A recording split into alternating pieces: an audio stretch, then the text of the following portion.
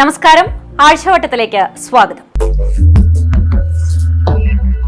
മാതാപിതാ ഗുരു ദൈവം, അതാണ് നമ്മൾ പഠിച്ചിരിക്കുന്നത്, പുതുതലമുറയെ പഠിപ്പിക്കുന്നതും.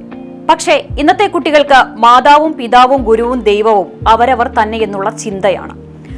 ആരോട് എപ്പോൾ എങ്ങനെയാണ് പെരുമാറുന്നത് എന്ന് പോലും കുട്ടികൾ മറക്കുന്നു. ബഹുമാനവും അച്ചടക്കവും കുട്ടികൾ ഇവരുടെ ജീവിതത്തിൽ നിന്ന് തള്ളിക്കളയുന്ന അവസ്ഥ. മൊബൈൽ പിടിച്ചുവെച്ച അധ്യാപകനോട് കുട്ടി പെരുമാറുന്ന ഒരു വീഡിയോ വാർത്താ മാധ്യമങ്ങളിൽ ചർച്ചയായി. വിദ്യാർത്ഥി അധ്യാപകനോട് ഇങ്ങനെയാണോ പെരുമാറേണ്ടത് എന്ന് തെറ്റ് തന്നെയാണെന്ന് ഒരു കൂട്ടർ വാദിക്കുമ്പോൾ, കുട്ടികളുടെ അറിവില്ലായ്മയെ തിരുത്തേണ്ടത് അധ്യാപകരുടെ ചുമതലയെന്നും മറ്റൊരു കൂട്ടർ, വീഡിയോ എടുത്ത് പ്രചരിപ്പിച്ചത് ശരിയല്ലെന്നും മറുവാദവുമുണ്ട്. അതിന്റെ കാരണം അധ്യാപകനും പറയാനുണ്ട് ചിലതൊക്കെ. മൊബൈൽ ഫോൺ വാങ്ങിച്ചതിന്റെ പേരിൽ പ്രിൻസിപ്പാളിന് നേരെ വിദ്യാർത്ഥിയുടെ ഭീഷണി ഇങ്ങനെ: പുറത്തു കിട്ടിയാൽ കൊന്നുകളയും. ഈ വീഡിയോ പുറത്തായതോടെ കണ്ടവരെല്ലാം ഒന്നു ഞെട്ടി. അധ്യാപകരെ ബഹുമാനത്തോടെ കണ്ടും കേട്ടും വളർന്ന പലർക്കും അത് ഒരിക്കലും ഉൾക്കൊള്ളാനാവില്ല. ആനക്കര ഗവൺമെന്റ് ഹയർ സെക്കൻഡറി സ്കൂളിലായിരുന്നു സംഭവം. ഫോൺ സ്കൂളിൽ കൊണ്ടുവന്നതിന് പിടിച്ചുവെച്ചപ്പോൾ പ്രിൻസിപ്പാൾ AK അനിൽകുമാറിന് നേരെയായിരുന്നു വിദ്യാർത്ഥിയുടെ വിരൽ ചൂണ്ടിയുള്ള ഭീഷണി. വീഡിയോ സമൂഹമാധ്യമങ്ങളിലും പ്രചരിച്ചു. വാർത്താ മാധ്യമങ്ങളും സംഭവം ഏറ്റെടുത്തു. തെറ്റും ശരിയും പറഞ്ഞ് അധ്യാപകന്റെയും വിദ്യാർത്ഥിയുടെയും പക്ഷം ചേരാനും നിരവധി പേരെത്തി. വിദ്യാർത്ഥിയുടെ വീഡിയോ പകർത്തി പ്രചരിപ്പിച്ച സംഭവത്തിൽ അധ്യാപകനെതിരെ വിമർശനവുമായി സാമൂഹ്യ മാധ്യമങ്ങളിൽ ഉൾപ്പെടെ നിരവധി പേർ രംഗത്ത് വന്നു. 18 വയസ്സിൽ താഴെ മാത്രം പ്രായമുള്ള കുട്ടിയുടെ വീഡിയോ പ്രചരിപ്പിച്ചതിലായിരുന്നു വിമർശനം. ഒടുവിൽ വീഡിയോ സാമൂഹിക മാധ്യമങ്ങളിൽ പ്രചരിച്ച സംഭവം അന്വേഷിച്ച് റിപ്പോർട്ട് നൽകാൻ പൊതുവിദ്യാഭ്യാസ ഡയറക്ടർക്ക് മന്ത്രി നിർദ്ദേശം നൽകിയതോടെ അധ്യാപകനെതിരെ അന്വേഷണവുമായി. അതേസമയം വിദ്യാർത്ഥിയുടെ വീഡിയോ പകർത്തിയത് അച്ഛന് അയക്കാനെന്ന് ആനക്കര സ്കൂൾ പ്രിൻസിപ്പൽ പറഞ്ഞു. ചോർന്നത് സ്കൂളിൽ നിന്നല്ല എന്നും അദ്ദേഹം വ്യക്തമാക്കി. മന്ത്രിയുടെ നിർദ്ദേശപ്രകാരം ഹയർ സെക്കൻഡറി ജോയിന്റ് ഡയറക്ടറും ബാലാവകാശ കമ്മീഷനും വിശദീകരണം തേടിയപ്പോഴാണ് പ്രിൻസിപ്പാൾ മാധ്യമങ്ങൾക്ക് മുന്നിൽ പ്രതികരിച്ചത്. അത് ഞാൻ സൂചിപ്പിച്ചിട്ടുണ്ട്. അതായത് അസാധാരണമായ ഒരു പ്രതികരണമാണ് കുട്ടിയിൽ നിന്നുണ്ടായത്. ഈ കുട്ടിയെ എല്ലായ്പ്പോഴും ചേർത്ത് പിടിക്കുന്ന ഒരാളാണ് ഞാൻ. കുട്ടി ഇവിടെ ചേർന്ന ദിവസം ഈ കുട്ടിയെ ഞാൻ ക്ലാസ് ടീച്ചറെ കൊണ്ട് ഏൽപ്പിച്ചത്, ഇങ്ങനെ ഒരു കുട്ടി വന്നിട്ടുണ്ട്, ആ കുട്ടിയെ കാരണം ആ കുട്ടിയിൽ ചെറിയ സ്വഭാവ പ്രശ്നങ്ങളുണ്ടെന്ന് എനിക്കറിയാം. ഒരു കുട്ടി എന്ന നിലയ്ക്ക് അപ്പോൾ ഞാൻ ക്ലാസ് ടീച്ചറെ അങ്ങനെയാണ് ഏൽപ്പിച്ചു കൊടുത്തിട്ടുണ്ടായിരുന്നത്. എപ്പോഴും നമ്മൾ ആ കുട്ടിയുടെ നല്ല സ്വഭാവം ഉണ്ടാകാൻ വേണ്ടി പരിശ്രമിച്ചിട്ടുണ്ട്. ദൃശ്യങ്ങൾ പകർത്തിയത് കുട്ടിയുടെ വിദേശത്ത് ജോലി ചെയ്യുന്ന പിതാവിന് അയച്ചു കൊടുക്കാനാണെന്ന് പ്രിൻസിപ്പാൾ പറഞ്ഞു. ഇദ്ദേഹമടക്കം 2 പേർക്ക് മാത്രമാണ് വീഡിയോ അയച്ചു കൊടുത്തത്. സ്കൂളിന്റെ ഭാഗത്തുനിന്ന് വീഡിയോ ചോർന്നിട്ടില്ല. കുട്ടിയുടെ അച്ഛൻ കുട്ടിയുടെ അമ്മയ്ക്ക് വീഡിയോ അയച്ചു കൊടുത്തതായാണ് മനസ്സിലാക്കുന്നത്. അതിൽ താൻ കൂടുതൽ ആരോപണം ഉന്നയിക്കുന്നില്ലെന്നും പ്രിൻസിപ്പൽ പറഞ്ഞു. വിദ്യാർത്ഥി നേരത്തെയും പ്രശ്നങ്ങൾ ഉണ്ടാക്കിയിരുന്നുവെന്നും കുട്ടിയുടെ പെരുമാറ്റത്തിൽ പ്രശ്നങ്ങളുണ്ടെന്നും പ്രിൻസിപ്പൽ ആരോപിക്കുന്നു. മുൻപ് പ്രശ്നങ്ങൾ ഉണ്ടാക്കിയപ്പോഴെല്ലാം കുട്ടിയെ ചേർത്ത് നിർത്തുന്ന നിലപാടാണ് തങ്ങൾ സ്വീകരിച്ചത് എന്നുമാണ് പ്രിൻസിപ്പാളിന്റെ വിശദീകരണം. പറ്റിപ്പോയ തെറ്റിൽ പശ്ചാത്താപവുമായി വിദ്യാർത്ഥിയും രംഗത്തെത്തി. പറഞ്ഞ കാര്യങ്ങളെല്ലാം പിൻവലിച്ച് മാപ്പ് പറയാൻ തയ്യാറാണെന്നാണ് സംഭവത്തിൽ ഉൾപ്പെട്ട വിദ്യാർത്ഥി പോലീസിനോട് പറഞ്ഞത്. ഫോൺ പിടിച്ചെടുത്ത് വഴക്ക് പറഞ്ഞതിന്റെ പെട്ടെന്നുള്ള ദേഷ്യത്തിലാണ് താൻ അങ്ങനെ പെരുമാറിയത് എന്നാണ് വിദ്യാർത്ഥിയുടെ വിശദീകരണം. അതേസമയം അധ്യാപകരുടെ പരാതിയിൽ പ്രഥമ ദൃഷ്ട്യാ വിദ്യാർത്ഥിക്കെതിരെ കേസെടുക്കാനാവില്ലെന്നാണ് പോലീസിന്റെ നിലപാട്. വീഡിയോ പ്രചരിപ്പിച്ചതിൽ സ്ഥാപനത്തിനോ സ്ഥാപനമധികാരിയോ എനിക്കോ എൻ്റെ അധ്യാപകർക്കോ ഇവിടുത്തെ ഉത്തരവാദിത്തപ്പെട്ട ആൾക്കാർക്കോ യാതൊരു പങ്കുമില്ല. നമ്മൾ ആരും ചെയ്തിട്ടില്ല. അത് അങ്ങനെ പറയാൻ പറ്റില്ല. ചെറിയ പെരുമാറ്റ പ്രശ്നങ്ങളുള്ള കുട്ടിയാണ്. അങ്ങനെ എല്ലാവരും ഒരുപോലെ പലതരത്തിലുള്ള കുട്ടികളുണ്ട്. പഠിക്കാൻ പ്രയാസമുള്ള കുട്ടികളുണ്ട്. പഠിക്കാൻ കുറച്ച് പ്രയാസമുള്ള കുട്ടിയാണ്. അപ്പം സ്വാഭാവികമായിട്ടുണ്ടാവുന്ന പ്രശ്നങ്ങളുണ്ട്. ക്ലാസ് ടീച്ചറും മറ്റു അധ്യാപകരും എന്നോട് പറയാറുണ്ട്. ഞാൻ അതിൽ ഇടപെടാറുണ്ട്, കറക്റ്റ് ചെയ്യാൻ ശ്രമിക്കാറുണ്ട്. പലപ്പോഴും വളരെ സൗഹാർദ്ദപരമായിട്ട് തന്നെയാണ് എന്നോട് പെരുമാറുന്നത്. അപ്പോൾ ആ സമയത്ത് ഇന്നത്തെ കാലത്ത് എൻ്റെ പല രക്ഷിതാക്കളും വിളിച്ചു പറയാറുണ്ട്, സാറ് വീട്ടിൽ വന്നാൽ ഉടനെ കുട്ടി മൊബൈൽ ഫോൺ എടുത്ത് മേലെ അപ്സ്റ്റെയറിൽ പോയിരിക്കുന്നു, ഒന്ന് ഉപദേശിക്കൂ. പലരോടും പറയാം, പല കുട്ടികളോടും ഞാൻ വിളിച്ചു പറയാൻ, അങ്ങനെ ചെയ്യരുത്, രക്ഷിതാവ് പറഞ്ഞ് കേൾക്കണം. ഇതുപോലെ തന്നെ ഇപ്പോഴത്തെ കുട്ടികളുടെ സ്വഭാവ രീതികൾ തികച്ചും വ്യത്യസ്തമാണ്. സ്വന്തം വീട്ടിൽ പോലും അച്ഛനമ്മമാരോട് കുട്ടികൾ പെരുമാറുന്നത് എങ്ങനെയാണെന്ന് മാതാപിതാക്കൾക്ക് നല്ല ബോധ്യമുണ്ട്. ഇതുപോലെ ഒരുപാട് കുട്ടികളെ കൈകാര്യം ചെയ്യാൻ അധ്യാപകർ എത്രത്തോളം റിസ്ക് എടുക്കുന്നുണ്ടാകുമെന്ന സാമാന്യബോധത്തിൽ ചിന്തിക്കാവുന്നതേയുള്ളൂ. പ്രായപൂർത്തിയാകാത്ത കുട്ടികൾ എന്ന് പറഞ്ഞ് നിസ്സാരവൽക്കരിക്കേണ്ടതോ തള്ളിക്കളയാവുന്ന കാര്യമോ അല്ല ഇത്. ചെറിയ കാര്യത്തിന് പോലും ക്രിമിനൽ സ്വഭാവം കാണിക്കുന്നുണ്ടെങ്കിൽ വലുതാകുമ്പോൾ ഉണ്ടായേക്കാവുന്ന ഭവിഷ്യത്തും നോക്കിക്കാണേണ്ടതുണ്ട്. ഒരു വ്യക്തിയെ വളർത്തിയെടുക്കുന്നതിൽ വലിയ പങ്ക് വഹിക്കുന്നുണ്ട് സ്വഭാവ രൂപീകരണം. അതുകൂടി മനസ്സിലാക്കണം. ഭരണപക്ഷവും പ്രതിപക്ഷവുമാകുമ്പോൾ ഒരു കശപിശയൊക്കെ വേണം. അതാണല്ലോ രാഷ്ട്രീയത്തിന്റെ ഒരു രീതി. ആരോപണങ്ങളും പ്രത്യാരോപണങ്ങളും ഇല്ലാതെ എന്ത് ഭരണമെന്ന് ചുരുക്കം. ഈ ആഴ്ച എരുമപ്പെട്ടി പഞ്ചായത്തിലാണ് ആരോപണം. കോൺഗ്രസ് ആണ് അഴിമതി ആരോപണവുമായി രംഗത്തെത്തിയത്. പ്രതിപക്ഷത്തിന്റെ ആരോപണം അംഗീകരിക്കാൻ ഭരണപക്ഷം തയ്യാറാവോ? ഇല്ല. അങ്ങനെ ഇപ്പോൾ അംഗീകരിക്കാൻ പറ്റൂ? എന്തായാലും അഴിമതിയുടെ വിഷയം ഒന്ന് പരിശോധിക്കാം. നിർവഹണ ഉദ്യോഗസ്ഥ സെക്രട്ടറിക്ക് വെച്ച കത്ത് 3 മാസമായിട്ടും പഞ്ചായത്ത് കമ്മിറ്റിയിൽ ചർച്ച ചെയ്യുകയോ അതിനെതിരെ നടപടിയെടുക്കുകയോ ചെയ്യാത്തതിൽ പ്രതിഷേധിച്ചാണ് വൻ അഴിമതിയാണ് ഡിവൈഎഫ്ഐ CPM നേതാക്കൾ ഇവിടെ നടത്തിയിട്ടുണ്ടായിരുന്നത്. ആ അഴിമതി നടത്തിയ അല്ലെങ്കിൽ തട്ടിപ്പ് നടത്തിയ CPM ഡിവൈഎഫ്ഐ നേതാക്കളെ സംരക്ഷിക്കാനുള്ള പ്രസിഡന്റിന്റെയും സെക്രട്ടറിയുടെയും ഈ നിലപാടിൽ പ്രതിഷേധിച്ചുകൊണ്ടാണ് ഞങ്ങൾ സഭ വിട്ടുപോയത്. വൻ അഴിമതിയാണ് ഈ LCD പ്രോജക്ടിന്റെ കാര്യത്തിൽ എരുമപ്പെട്ടി പഞ്ചായത്തിൽ നടന്നിട്ടുള്ളത്. എരുമപ്പെട്ടി പഞ്ചായത്തിൽ 2022-23 സാമ്പത്തിക വർഷത്തിൽ നടപ്പിലാക്കിയ LCD പ്രൊജക്ടർ പദ്ധതിയിൽ അഴിമതി എന്ന ആരോപണവുമായി കോൺഗ്രസ് മെമ്പർമാർ രംഗത്തെത്തി. വ്യാജരേഖ ചമച്ച് പഞ്ചായത്തിനെ കബളിപ്പിച്ച് LCD പ്രൊജക്ടറുകൾ നേടിയെടുത്ത ക്ലബ്ബുകളുടെ ഭാരവാഹികൾക്കെതിരെ നിയമ നടപടികൾ സ്വീകരിക്കുവാൻ പഞ്ചായത്ത് തയ്യാറാകുന്നില്ലെന്ന് കോൺഗ്രസ് ആരോപിച്ചു. പഞ്ചായത്തിലെ 2ാം വാർഡിലെ ഒരു ക്ലബ്ബ് ചേർപ്പിലുള്ള ക്ലബിന്റെയും 15ാം വാർഡിലെ ഒരു ക്ലബ്ബ് വെള്ളാങ്ങല്ലൂർ കാർഷിക സംഘത്തിന്റെയും രേഖകൾ കൃത്രിമമായി ഉണ്ടാക്കി LCD പ്രൊജക്ടറുകൾ കൈവശപ്പെടുത്തുകയായിരുന്നുവെന്ന് കോൺഗ്രസ് ആരോപിക്കുന്നു. കോൺഗ്രസ് മണ്ഡലം കമ്മിറ്റി നൽകിയ പരാതിയുടെ അടിസ്ഥാനത്തിൽ വിജിലൻസ് അന്വേഷണം ആരംഭിക്കുകയും പദ്ധതി നിർവഹണ ഉദ്യോഗസ്ഥരിൽ നിന്നും റിപ്പോർട്ട് ചോദിക്കുകയും ചെയ്തിട്ടുണ്ട്.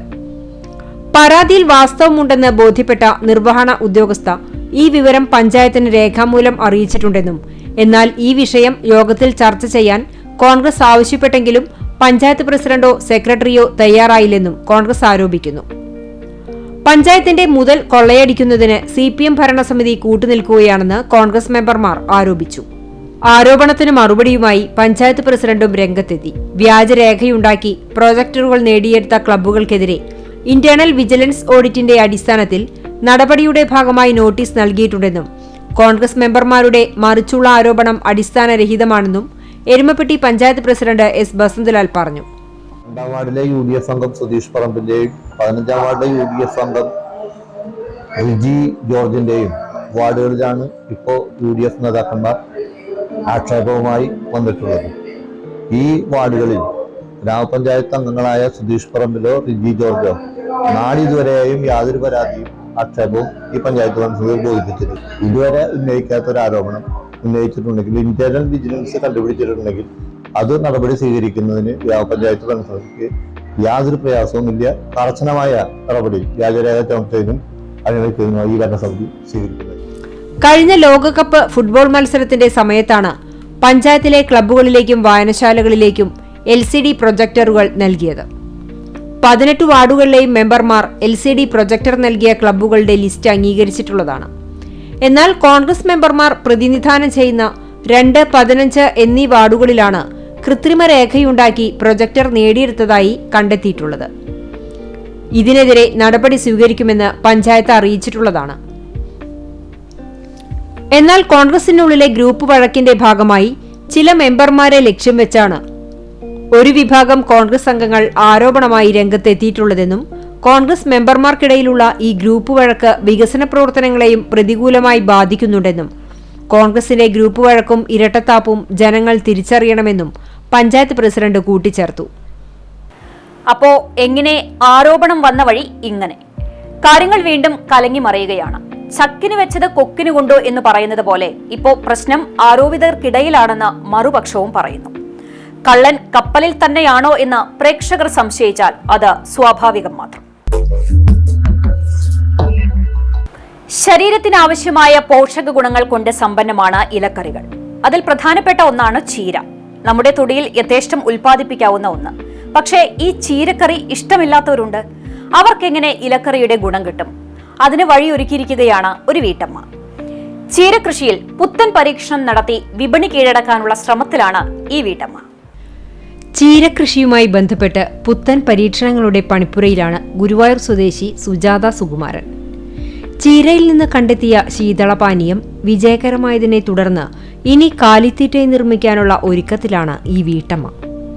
സുജാത സുകുമാരൻ പാലുവായിലെ വീട്ടിൽ തയ്യാറാക്കുന്ന ശീതളപാനീയത്തിന് വൻ ഡിമാൻഡാണ്. കേരളത്തിന്റെ പല മേഖലകളിൽ നിന്നും ആവശ്യക്കാർ എത്തുന്നുണ്ട്. പോഷകസമൃദ്ധമായ വ്ലാളത്താങ്കര ചീരയാണ് പാനീയം തയ്യാറാക്കാൻ ഉപയോഗിക്കുന്നത്. 20 വർഷത്തോളമായി ജൈവകൃഷിയിലൂടെ ശ്രദ്ധേയയായ ഇവർ 3 വർഷം മുമ്പാണ് ശീതളപാനീയം ഉൽപാദന രംഗത്തേക്ക് കടന്നത്. കുട്ടികളുടെ ആരോഗ്യപാലനമായിരുന്നു ലക്ഷ്യം. വീട്ടിൽ ചീര കറി വെച്ചാൽ കുട്ടികൾ കഴിക്കാറില്ല. വിറ്റാമിനുകളുടെ കലവറയായ ചീരയുടെ ഗുണം കുട്ടികളിൽ എത്തണം. അതിന് സുജാത കണ്ടെത്തിയ മാർഗമാണ് ശീതളപാനീയം. ചീര കഴുകിയെടുത്ത് അരിയുമ്പോഴുണ്ടാകുന്ന രക്തവർണ്ണ പാനീയം ശേഖരിച്ച് അല്പം തേനും ചേർത്ത് കുട്ടികൾക്ക് നൽകിയതോടെ സംഭവം ക്ലിക്കായി. പിന്നെ വീട്ടിൽ വിരുന്നെത്തുന്നവർക്കും ഇത് നൽകി തുടങ്ങി. ഇഞ്ചിയും ചെറുനാരങ്ങയും മധുരവും കൂട്ടി സംഭവം കളറാക്കി. ഇത് കുടിച്ച കൃഷിവകുപ്പ് ഉദ്യോഗസ്ഥരാണ് വിപണിയിലിറക്കാൻ നിർദ്ദേശിച്ചത്. ഇപ്പോൾ നഗരസഭയുടെ ആഴ്ചച്ചന്തയിലും വിവിധ പ്രദർശനമേളകളിലും സുജാതയുടെ ശീതളപാനീയം ഹിറ്റാണ്. കേരള കാർഷിക സർവകലാശാലയുടെ സാങ്കേതിക പിന്തുണയോടെ വിപണി വിപുലീകരിക്കാനാണ് ഇവരുടെ ശ്രമം. ഇതിനായി മെഷീനറികൾ വാങ്ങിക്കണം. പാനീയം തയ്യാറാക്കി കഴിഞ്ഞതിനു ശേഷമുള്ള ചീരയുടെ അവശിഷ്ടം കന്നുകാലികൾക്ക് നൽകാറാണ് പതിവ്. അങ്ങനെയെങ്കിൽ ഇത് കാലിത്തീറ്റ നിർമ്മാണത്തിന് ഉപയോഗിച്ചുകൂടെ എന്നായി ഇവരുടെ ചിന്ത. മെഷീനറികൾ ഉപയോഗിച്ച് ചീരച്ചണ്ടി പെല്ലറ്റാക്കി മാറ്റാനുള്ള ഒരുക്കത്തിലാണിവർ. കാർഷിക രംഗത്ത് പുത്തൻ ഉണർവേകുന്ന ഇവരുടെ പരീക്ഷണങ്ങൾക്ക് കട്ട സപ്പോർട്ടായി കൃഷിവകുപ്പും നഗരസഭയും കുടുംബശ്രീയും കൂടെയുണ്ട്. പാട്ടത്തിനെടുത്ത 1 ഏക്കറോളം വരുന്ന സ്ഥലത്ത് 10 ഇനത്തിലധികം ചീരകളാണ് സുജാത കൃഷി ചെയ്യുന്നത്. അതിൽ സിംഹഭാഗവും ശീതളപാനീയത്തിനുള്ള വ്ലാളത്താങ്കര ചീരയാണ്. മുൻ കൃഷിവകുപ്പ് മന്ത്രി VS സുനിൽകുമാർ സുജാതയുടെ ചീരകൃഷി വിളവെടുപ്പ് ഉദ്ഘാടനം ചെയ്തു. കുട്ടികൾ ചീര കഴിക്കാതെ വന്നപ്പോൾ ഇത്രയും ഔഷധ ഗുണങ്ങളുള്ള വ്ലാളത്താങ്കര ചീരയുടെ ഔഷധ ഗുണം അവർക്ക് കൂടി കിട്ടാൻ വേണ്ടിയാണ് ഈ ചീര സ്കാഷ് ഞാൻ ഉണ്ടാക്കി തുടങ്ങിയത്. അപ്പോൾ 2-3 വർഷങ്ങൾക്ക് മുമ്പ് തന്നെ ചീര കൃഷിയിലെ സ്കാഷ് ഉണ്ടാക്കി കൊടുത്തിരുന്നു. അപ്പോൾ അതൊന്നും അങ്ങനെ ആരും അതിന് പ്രാധാന്യം തന്നിരുന്നില്ല. പിന്നെ സ്റ്റാളുകൾ വഴിയാണ് കൂടുതൽ ചെന്നപ്പോഴാണ് അതിന് പ്രാധാന്യം നൽകിയത്. പിന്നെ ഞങ്ങൾ കൃഷികളുടെ മീറ്റിംഗ് ഒക്കെ വീട്ടിൽ വെക്കുമ്പോൾ അവർക്ക് ചീര സ്കാഷ് കൊടുത്തപ്പോൾ അവർക്കൊക്കെ അത് നല്ല അഭിപ്രായം വന്നപ്പോൾ കൃഷി ഓഫീസർ അത് ആഴ്ചച്ചന്തയിൽ കൊണ്ടുവന്ന് വിൽപ്പന നടത്തിക്കൂടെ എന്നുള്ളത് ചോദിച്ചപ്പോൾ അതിന് കൂടുതൽ പ്രാധാന്യം തോന്നി ഞാനത് എല്ലായിടത്തും കൊണ്ടുപോയി വിൽപ്പന തുടങ്ങി. പിന്നെ കുടുംബശ്രീയിൽ നിന്നും കുടുംബശ്രീ ജില്ലാ മിഷൻ വഴി ഞങ്ങൾക്ക് നഗരച്ചന്ത എന്നിട്ട് അവിടെ വിൽപ്പന നടത്തുന്നുണ്ട്. എന്തായാലും ചീര ജ്യൂസ് കളറാകും എന്നതിൽ തർക്കമില്ല. അല്ലെങ്കിലും പരീക്ഷണങ്ങളാണല്ലോ വിജയത്തിന്റെ തുടക്കമെന്ന് പറയുന്നത്. സുജാതയുടെ പുതിയ തുടക്കം മറ്റ് വീട്ടമ്മമാർക്കും പരീക്ഷിക്കാവുന്നതാണ്. വരുമാനത്തോടൊപ്പം ഹെൽത്തി ഉൽപ്പന്നങ്ങൾ വിപണി കീഴടക്കുമ്പോൾ ആരോഗ്യസമ്പുഷ്ടമായ ഒരു തലമുറ കൂടിയാണ് വളർന്നു വരുന്നത്. സുജാതയ്ക്കിരിക്കട്ടെ നല്ലൊരു കയ്യടി. ഒരു സർക്കാർ ആശുപത്രിയിൽ വാഹനം ആവശ്യമാണോ അതോ അത്യാവശ്യമാണോ? അല്ല, ഒരു സംശയമാണ്. ആരോഗ്യ പ്രവർത്തകർക്ക് ജോലിയുമായി ബന്ധപ്പെട്ട് സവാരിക്ക് വാഹനം ഇല്ല എന്ന് പറയുന്നതിന്റെ നാണക്കേട് സത്യത്തിൽ ആർക്കാണ്? ഇതൊന്നും അധികാരികൾ അറിഞ്ഞിട്ടോ എന്തോ? ഇതുവരെ വാഹനമായിട്ടില്ല. ഇനിയിപ്പോ വാർത്ത വന്നാലെങ്കിലും നടപടി ഉണ്ടാകുമോ എന്നത് ചെറിയൊരു പ്രതീക്ഷ. എരുമപ്പെട്ടി സർക്കാർ ആശുപത്രിയിൽ വാഹനമില്ലാത്തത് ആരോഗ്യ പ്രവർത്തകർക്ക് ദുരിതമാവുകയാണ്. നിലവിലുള്ള വാഹനം പ്രവർത്തന കാലാവധി കഴിഞ്ഞതിനാൽ ഉപയോഗപ്രദമല്ലാത്ത സ്ഥിതിയാണ്. സാമൂഹിക ആരോഗ്യ കേന്ദ്രത്തിലെ ജീപ്പ് കയറ്റിയിട്ടിട്ട് വർഷം പിന്നിടുകയാണ്. വാഹനത്തിന്റെ 15 വർഷ കാലാവധി കഴിഞ്ഞതിനാലാണ് ഉപയോഗിക്കാൻ കഴിയാത്തത്. ഇതോടെ ജീപ്പ് ഇപ്പോൾ തുരുമ്പെടുത്ത് നശിക്കുകയാണ്. വടക്കാഞ്ചേരി ബ്ലോക്ക് പഞ്ചായത്തിന്റെ കീഴിലാണ് എരുമപ്പെട്ടി സാമൂഹിക ആരോഗ്യ കേന്ദ്രം പ്രവർത്തിക്കുന്നത്. എരുമപ്പെട്ടിക്ക് പുറമെ വരവൂർ, ദേശമംഗലം, മുള്ളൂർക്കര, തെക്കുംകര, മുണ്ടത്തിക്കോട് എന്നീ പഞ്ചായത്തുകളിലും വടക്കാഞ്ചേരി മുനിസിപ്പാലിറ്റിയിലും ആരോഗ്യ പ്രവർത്തനങ്ങൾ നടത്തുന്നത് എരുമപ്പെട്ടി സാമൂഹിക കേന്ദ്രമാണ്. പകർച്ചവ്യാധി പ്രതിരോധം, പാലിയേറ്റീവ് പരിചരണം, പോളിയോ വാക്സിൻ വിതരണം, വിവിധ പ്രതിരോധ കുത്തിവയ്പ്പുകൾ ഉൾപ്പെടെയുള്ള ആരോഗ്യ പ്രവർത്തനങ്ങൾക്ക് പഞ്ചായത്തിന്റെയും ഉദ്യോഗസ്ഥരുടെയും മറ്റ് സ്വകാര്യ വാഹനങ്ങളുമാണ് ഇപ്പോൾ ഉപയോഗിക്കുന്നത്. ആരോഗ്യ കേന്ദ്രത്തിന് സ്വന്തമായി വാഹനമില്ലാത്തത് ആരോഗ്യ പ്രവർത്തനങ്ങൾക്ക് പ്രതികൂലമായി മാറുന്നുണ്ട്. ബന്ധപ്പെട്ടവർ ഇടപെട്ട് വിഷയത്തിൽ സത്വര നടപടികൾ സ്വീകരിക്കണമെന്നാണ് ഉയരുന്ന ആവശ്യം. അപ്പോ ബന്ധപ്പെട്ടവർ കണ്ടല്ലോ, ഇതാണ് അവസ്ഥ. വാഹനം അട്ടത്തിരിപ്പാണ്. സർക്കാർ ആശുപത്രികളിലെ സൗകര്യങ്ങളെക്കുറിച്ച് പലരും ഇവിടെ വാചാലരാകാറുണ്ട്. മിനിമം ഒരു വാഹനം പോലും യാത്രാ സൗകര്യത്തിനില്ല എന്നത് ഭരണപക്ഷത്തിനും ഒരു കുറച്ചിലല്ലേ? അപ്പോ ഇനി തീരുമാനത്തിനായി കാത്തിരിക്കാം. കർഷകരുടെ വിഷയം ചർച്ച ചെയ്യാതെ ഒരാഴ്ചയും പിന്നിടാറില്ല. എന്നും എന്തെങ്കിലും നഷ്ടക്കണക്കുണ്ടാവും കർഷകർക്ക് പറയാൻ. ഇത്തവണ അല്പം ആശ്വാസത്തിന് വകയുള്ള കാര്യമാണ്. എന്നിരുന്നാലും തുടർ പ്രശ്നങ്ങളും മുമ്പിൽ കാണാതിരിക്കാനാവില്ല. അറിയാം കർഷകരുടെ ആവശ്യങ്ങളും കൃഷി സംബന്ധമായ ആകുലതകളും. കടവല്ലൂർ പാടശേഖരത്തിലെ മുണ്ടകൻ കൃഷിക്ക് ഒതളൂർ ബണ്ടിൽ നിന്ന് വെള്ളം പമ്പ് ചെയ്തു തുടങ്ങി. പൊന്നാനി കോൾപ്പടവിൽപ്പെട്ട കൃഷിക്ക് വെള്ളം നൽകുന്നത് സംബന്ധിച്ച ഒട്ടേറെ തർക്കങ്ങൾ നിലനിൽക്കുന്നതിനിടയിലാണ് കഴിഞ്ഞ ദിവസം പമ്പിംഗ് തുടങ്ങിയത്. ജലസേചന വകുപ്പിന്റെ കീഴിലാണ് പമ്പ് ഹൌസ്. ഒന്നിടവിട്ട ദിവസങ്ങളിൽ ഒരു പൈപ്പ് തുറന്ന് വെള്ളം നൽകാനാണ് ഇപ്പോൾ അനുമതി ലഭിച്ചിട്ടുള്ളത്. കോൾപ്പാടങ്ങളിലെ പുഞ്ചകൃഷിയും കടവല്ലൂർ പാടശേഖരത്തിലെ മുണ്ടകൻ കൃഷിയും ഒരേ സമയത്ത് തുടങ്ങുന്നതാണ് വെള്ളത്തിനുള്ള പിടിവലിയും തർക്കവും ശക്തമാകാൻ കാരണം. 4 വർഷത്തോളമായി ഇതേ അവസ്ഥയാണ്. ജലസേചന വകുപ്പിലെ ഉന്നത ഉദ്യോഗസ്ഥരും ജനപ്രതിനിധികളും ഇടപെട്ടാണ് പലപ്പോഴും സമവായമുണ്ടാക്കിയിരുന്നത്. ഫെബ്രുവരിയിൽ ഇരുഭാഗത്തും വെള്ളത്തിന് ക്ഷാമം പതിവാണ്. ഒതളൂർ ഭാഗത്തെ തോട്ടിൽ ഇപ്പോൾ ബാക്കിയാകുന്ന വെള്ളം തങ്ങളുടെ കൃഷിക്ക് പോലും തികയാറില്ലെന്ന് ആ ഭാഗത്തെ കർഷകർ പറയുന്നു. കഴിഞ്ഞ തവണ വരൾച്ച മൂലം വൻ നഷ്ടമാണ് ഉണ്ടായതെന്നും ഇവർ പറഞ്ഞു. അടുത്ത ആഴ്ചയോടെ കടവല്ലൂരിലെ തോടുകളിലെ വെള്ളം വറ്റും. പിന്നീട് ഈ ഭാഗത്തെ കൃഷിക്ക് ഒതളൂർ ബണ്ടിൽ നിന്ന് പമ്പ് ചെയ്യുന്ന വെള്ളമല്ലാതെ മറ്റു മാർഗമില്ല. പ്രശ്നത്തിന് ശാശ്വത പരിഹാരം കണ്ടില്ലെങ്കിൽ ഇരുഭാഗത്തെ കൃഷിക്കും വരൾച്ച ബാധിക്കുന്ന സാഹചര്യമാണ് നിലവിലുള്ളത്. കടവല്ലൂരിലെ കൃഷി 1 മാസം മുൻപ് തുടങ്ങുകയാണ് പരിഹാരമെന്ന് കർഷകർ പറയുന്നു. പാടം കൃഷിക്ക് നേരത്തെ ഒരുക്കാനുള്ള ബുദ്ധിമുട്ടുകളാണ് കടവല്ലൂരിലെ കർഷകർ പറയുന്നത്. വേനലായാലും മഴയായാലും കർഷകരുടെ ആശങ്ക തീരില്ല. മഴ വന്നാൽ വെള്ളം കയറും, വേനലായാൽ വെള്ളമില്ലാതെയും ബുദ്ധിമുട്ട്. ഇനി ഇതിനിടയിൽ ഉണ്ടാകുന്ന കാലാവസ്ഥാ വ്യതിയാനം നൽകുന്ന പണികൾ വേറെയും.